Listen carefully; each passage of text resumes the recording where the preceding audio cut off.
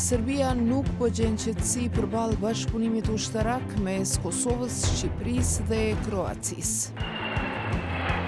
Presidenti Aleksandar Vučić e sheh atë si kërcënim dhe e paralajmëron përgjigje përmes armativet. Njemu je jako potrebno da stvori sliku o državi pod opsadom. Po çfarë shtyn këtë alarm të vazhdueshëm? Rreziku real apo kalkulimi politik?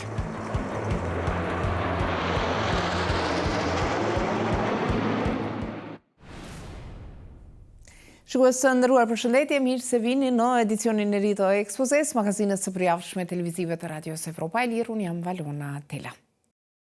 Bashkëpunimi ushtarak mes shteteve është normë në arkitekturën moderne të sigurisë, por në Ballkan ai vazhdon të shihet si problem.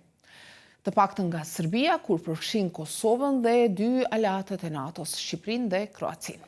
Narrativi shkon deri në perceptim të rrezikut, që jo domosdoshmërisht reflekton gjendjen reale të sigurisë në terren.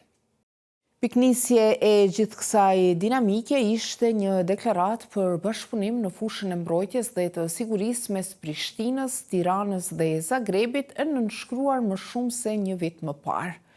Nënshkruesit e paraqitën atë si angazhim për forcimin e bashkëpunimit, mbrojtjen e territoreve dhe kontributin në paqe e siguri ndërkombëtare, duke theksuar se nuk është e drejtuar kundër askujt. Megjithatë, Serbia e interpretoi si provokim të hapur që rrezikon integritetin e saj territorial dhe sigurinë e qytetarëve, deri në atë pikë sa presidenti Aleksandar Vučić deklaroi muajin e kaluar se këto vende po përgatiten për sulm. Usred ničega pojavljujem se... Në mes të asgjës shfaqet një aleancë ushtarake mes Prishtinës, Tiranës dhe Zagrebit. Jo një bashkëpunim ushtarak teknik, jo një bashkëpunim ushtarak ekonomik, por një aleancë ushtarake. Dhe natyrisht jam i friksuar për çdo qytetar të këtij vendi. Strahu sam za život svakog građanina ove zemlje. Për ta forcuar këtë narrativ, Vučić paralajmëroi javën e kaluar investime të reja në ushtri dhe rritje të mëtejshme të kapaciteteve mbrojtëse, duke theksuar se Serbia duhet të jetë e përgatitur për çdo zhvillim në një situatë komplekse sigurie të shkaktuar nga aktivitetet e Prishtinës, Tiranës dhe Zagrebit. Në ditët në vijim do të nënshkruajmë kontrata shumë të rëndësishme për prokurimin e armëve dhe pajisjeve ushtarake.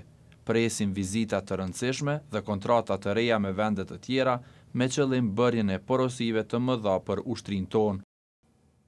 Në një rajon ku kujtesa konflikteve të viteve 90 ndikon ende mënyrën se si lexohet siguria, edhe zhvillimet që në thelb duken bashkëpunuese shpesh marrin kuptime politike. Radio Evropa e Lirë ju drejtua NATO-s për koment lidhur me deklaratën për bashkëpunim në fushën e mbrojtjes mes Kosovës, Shqipërisë dhe Kroacisë dhe reagimet që ajo nxit në Serbi. Një zyrtar i aleancës tha se bëhet fjalë për një marrëveshje trepalshe mes këtyre vendeve dhe institucioneve në Kosovë, për të cilën NATO-ja është në dieni, por nuk është palë. Sipas tij, antarësia në NATO nuk e i pengon shtetet aleate të zhvillojnë bashkëpunime shtesë në fushën e mbrojtjes.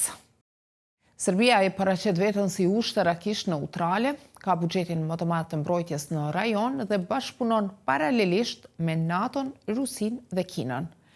Përse atëherë një marrëveshje mes tri vendeve që nuk kanë as pretendime territoriale dhe as kërcënime të shpallura ndaj saj, nxit reagime të forta në Beograd. Për ekspertët e çështjeve të sigurisë, përgjigja qëndron më shumë në interpretim politik se sa në një kërcënim real. Aleksandar Radić, analist ushtarak dhe publicist, thotë se një pjesë e shoqërisë në Serbi i sheh zhvillimet rajonale përmes prizmit të kërcënimeve të jashtme. Çka e bën më të lehtë për Vučićin të krijojë imazhin e një vendi nën rrethim dhe të mobilizojnë mbështetjen përmes retorikës së sigurisë. Në kushtet e protestave antiqeveritare që zgjasin prej më shumë se një viti, Radić vlerëson se pretendimet për rreziqe nga jashtë shërbejnë edhe për të zhvendosur vëmendjen nga krizat e brendshme. Kur analizohet mendësia e njerëzve që mbështesin Vučićin, vërehet se ata janë të prirë të besojnë se faktorët e jashtëm ndikojnë negativisht në Serbi. Ata mendojnë se shërbimet e huaja të inteligjencës po e prishin rendin dhe po veprojnë kundër interesave serbe. Në këtë kontekst, marrëveshja mes Kroacisë, Tiranës dhe Prishtinës i shërben Vučićit si një mjet i dobishëm për të forcuar narrativin se ai po e mbron Serbinë dhe po e fuqizon ushtrinë sepse është e nevojshme. Në këtë mjekullim të opinionit publik, lihet anësh fakti se vetë Serbia ka një marrëveshje bashkëpunimi në fushën e mbrojtjes me Kroacinë. Ajo është nënshkruar në vitin 2010 nga ministrat atëhershëm të mbrojtjes Dragan Šutanovac dhe Branko Vukelić dhe mbetet ende në fuqi. Kryeministri kroat Andrej Plenković foli së voni për të teksa kritikoi narrativin e Vučićit si të ndërtuar qartazi për qëllime të brendshme politike. Kur shihet nga përmbajtja, marrëveshja që ekziston mes Kroacisë dhe Serbisë është e ngjashme, e madje më e plot në disa aspekte se sa ajo që Kroacia e ka me Kosovën dhe Shqipërinë. Analisti kroat i çështjeve ushtarake Marinko Ogorec thotë se është përkeqardhje që Vučić e interpreton në atë mënyrë një bashkëpunim që synon forcimin e sigurisë dhe stabilitetit rajonal përmes edukimit, trajnimit dhe stërvitjeve të përbashkëta. Sipas tij, një retorikë e tillë rrezikon të nxjisë tensione të panevojshme dhe të çojë edhe në një garë armatimi. Kjo në teorinë politike quhet dileme sigurisë. Nëse shihni se fëmijët juaj armatoset shumë, natyrshëm edhe ju filloni të reagoni në të njëjtën mënyrë. Kjo çon në garë armatimi. Ne po e shohim se Serbia realisht po armatoset dhe po blen sisteme armësh për të nevojave të arsyeshme. Serbia ka në arsenalin e saj armë si nga perëndimi ashtu edhe nga Rusia dhe Kina. Muajin e kaluar u bë e ditur se nga Kina ka blerë edhe raketa balistike supersonike CM-400 me fuqi të madhe shkatruese. Për ekspertin e sigurisë në Shqipëri, Xhavet Shala, kjo nxjerr në pa asimetrinë e armatimit në rajon. Serbia së fundmi mori raketa kineze të prodhimit fundit, po e themi hipersonike. Çfarë mori Kosova? Mori Kosova nga Shtetet Bashkuara të Amerikës raketa antitank. Kjo është përmbrojtje, raketat hipersonike nuk janë për mbrojtje. Raketat hipersonike janë për sulm, për të cënuar të tjerë me rrezë veprimi që të kap territoret e vendeve tjera, edhe të vendeve anëtare të NATO-s. Shala vlerëson se retorika e Vučićit për kërcënime ndaj Serbisë është ndruar në një refren të ditës, i drejtuar kryesisht për publikun e brendshëm të polarizuar, por edhe si mesazh politik për perëndimin. Duke paraqitur këtë si një aleancë të rrezikshme për Serbinë, ai përpiqet nga ana tjetër të justifikojë pse ai ka marrëdhënie, vazhdon të ketë marrëdhënie me Rusinë dhe me Kinën, dhe pse blen armatim nga to, pra do ta justifikojë që si pasojë e kërcënimit nga kjo aleancë ne jemi detyruar kështu. Eksperti i sigurisë në Kosovë Burim Ramadani pajtohet se argumentet e Vučićit për kërcënimin nga fqinjet janë të paqëndrueshme, apo siç i quan ai, kamuflim për qëllime të tjera politike dhe gjeostrategjike. Është e qartë se secili nivel i propagandës së Serbisë ka edhe një qëllim mbrapa saj, dhe qëllimi mbrapa saj është forcimi i lidhjeve të Serbisë me Rusinë e Kinën, të cilat po ashtu kanë interes që Ballkani Perëndimor të jetë i destabilizuar dhe shtetet këto të jenë nën kërcënim dhe nën presion, dhe të njëjtën kohë NATO të jetë në situatë më të ndjeshme. Serbia që nga viti 2006 është pjesë e programit të NATO-s Partneriteti për Paqe dhe ka planifikuar stërvitje të përbashkëta me aleancën muajin e ardhshëm. Një zyrtar i NATO-s konfirmoi për radion Evropa e Lirë se ata respektojnë neutralitetin ushtarak të Serbisë, duke theksuar nevojën për besim dhe angazhim për stabilitetin rajonal. Për të ecur përpara, partneriteti NATO-Serbi duhet të jetë një rrugë me dy kahe i bazuar në besim dhe respekt të ndërsjellësi dhe në një përkushtim të sinqert për stabilitetin rajonal. Ne vazhdojmë të bëjmë thirrje Serbisë që të angazhohet me NATO-n dhe me fqinjet e saj në mënyrë të përgjegjshme dhe konstruktive.